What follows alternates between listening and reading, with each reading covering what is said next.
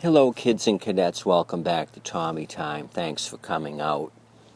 I spent some time this afternoon working on this Troy-Bilt 21-inch Honda powered machine.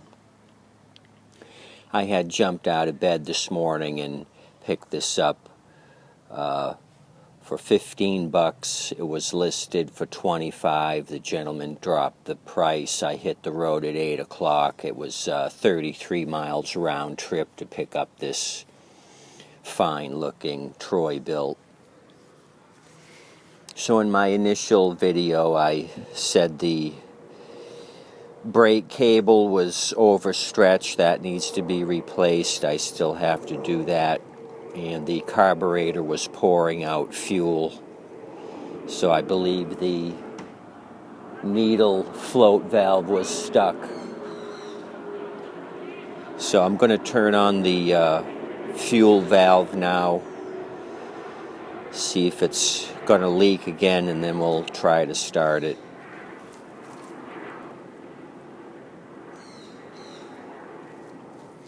Straight up and down is on, and I don't see any fuel leaking out of it. Let me show you the fuel that came out of the bowl of the carburetor. I poured it into a milk jug, half of a milk jug.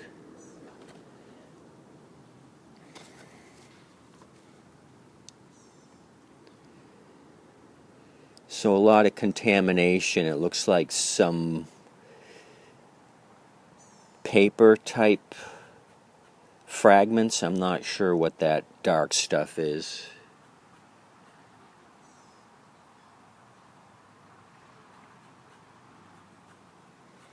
Gentleman said the unit was given to him. He used it once and it wouldn't start the second time.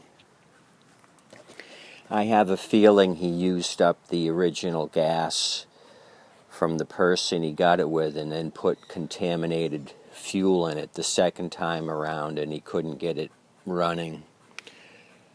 Since I saw this come out of the bowl of the carburetor, I said, Tommy, you better drain the tank. The tank's probably got similar contaminants in it. So let me show you that.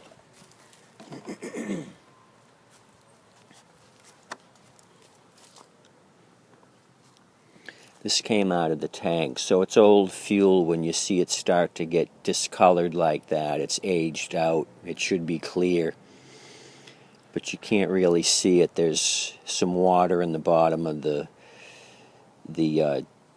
jug here, and some contamination, some particles. It kind of all settled to the bottom. But trust me, it's unacceptable fuel. So that's why we had issues this morning trying to start this. It would never have started with this rotten fuel.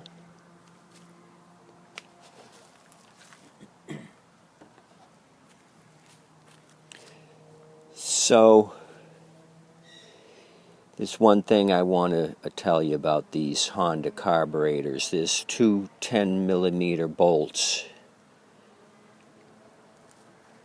They're about that long, and they go through this whole plastic assembly, some gasket work, a spacer, and then the carburetor. So all that has to be lined up perfectly in order to get this all back together again. You've got to line up 4 or 5 items in a row in order to get this back together. And be sure to put the choke wafer on there's a pin for the choke. You want the wafer on this side of the pin. This will be on top of the carburetor. There's a wafer here that moves the choke assembly. You want to make sure that's on the right side. And then you can check it by visually moving the choke lever and look down the throat of the carburetor and make sure your choke plate is moving.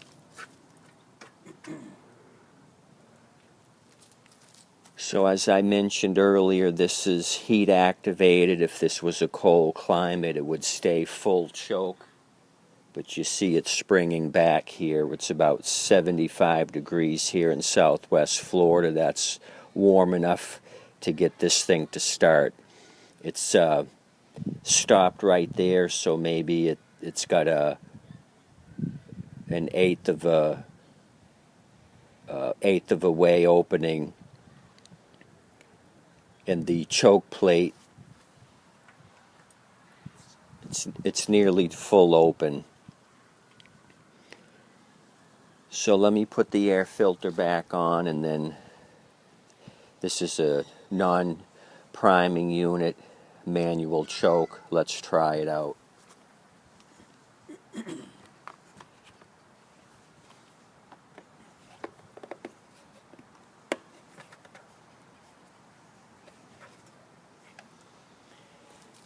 I sprayed a little WD-40 on the recoil housing when I had it off to pour off the stale gas. That was sticky, so turned it upside down, sprayed some WD-40, and now it retracts a whole lot better. So let me try this thing out.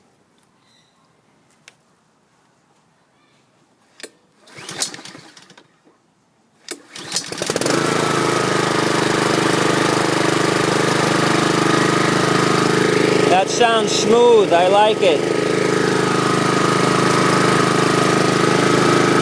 So that was a success story on the Troy-Bilt Honda.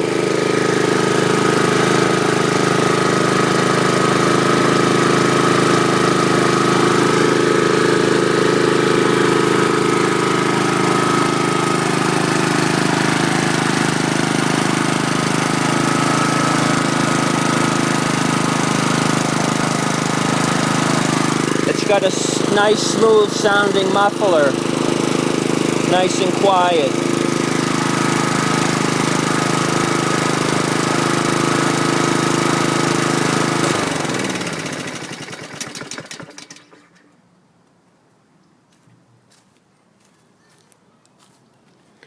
So next thing on the agenda for this, I just wanted to see if it'd start. I got to finish going through it, change the oil. The oil was quite dark.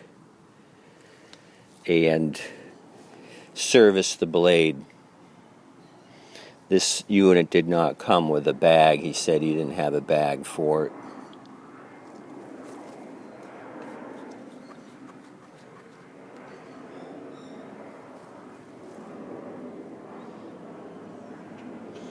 Oil's dark, and you remember on these Honda units to check the oil, you wipe it clean, and then you don't screw it back down to check it like you would a Briggs and Stratton. You just stick the dipstick in the hole and then take your reading.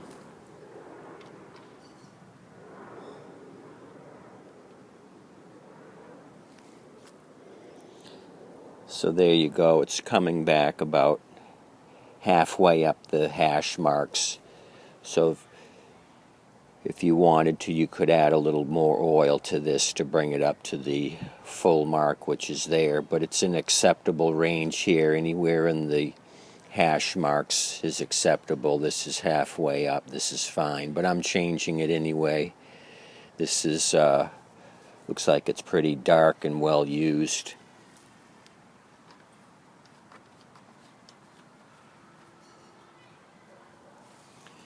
Let's flip this thing over and see what the blade condition looks like. I'll flip it over and then adjust you kids so you can see it.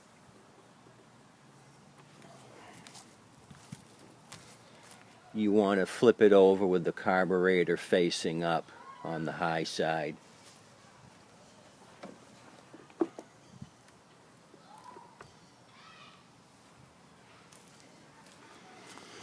So the blade's well used. This is a 2011 unit. This is probably the original blade. It's showing a lot of wear.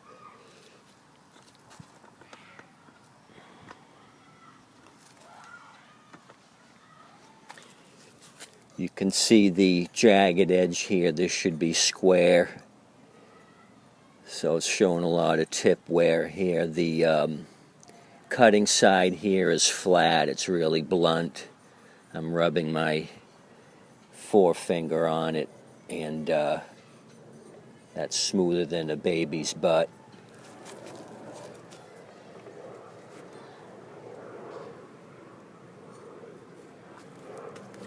Same thing here.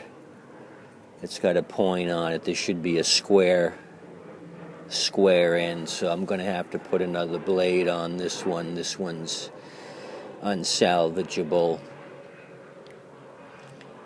So what else can we look at? A lot of grass here, and as you can see, a chunk of grass fell off, and you see the underside of the deck, how all that surface rust appears. That's a deck killer when you leave all this wet grass on the underside. All it does is hold moisture, and you have the moisture against the metal underside, and it just rusts it and starts flaking.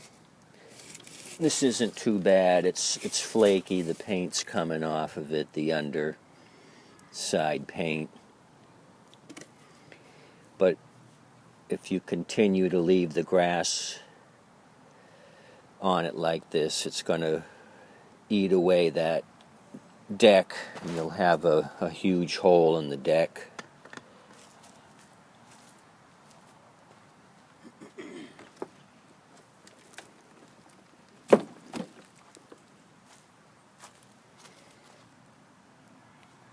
So there you have it, the 2011 Troy-Bilt with a Honda-powered engine. I appreciate you kids and cadets coming out and checking out this fine beauty. It was a quick restoration today. Snatched it up this morning at 8. Had a Zoom meeting with the family, which was nice. I got to see my nephew, who I hadn't seen since he was married. We attended the wedding, so that was good to see him and get caught up. So after the meeting, hit this Troy-Bilt and got it rectified. So it's been a great day today.